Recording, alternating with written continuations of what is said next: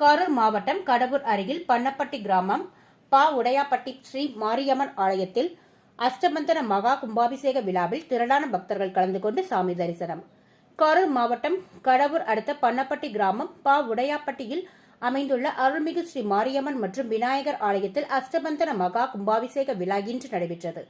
கும்பாபிஷேக விழாவினை முன்னிட்டு ஆலயத்தின் சிவாச்சாரியர் பிரத்யேகமாக யாக குண்டங்கள் அமைக்கப்பட்டு யாகசாலையில் பக்தர்கள் வழங்கிய பல்வேறு பொருட்கள் சிறப்பு யாகம் நடைபெற்றது.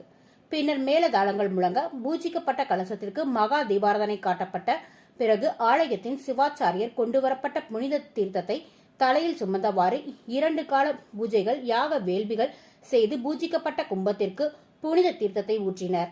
தொடர்ந்து கும்பத்திற்கு சந்தன பொட்டிட்டு பட்டாடை உடுத்தி வண்ண மாலை அணிவித்த பிறகு மகா தீபாராதனையும் காட்டப்பட்டு பக்தர்கள் மீது புனித தீர்த்தம் தெளிக்கப்பட்டது.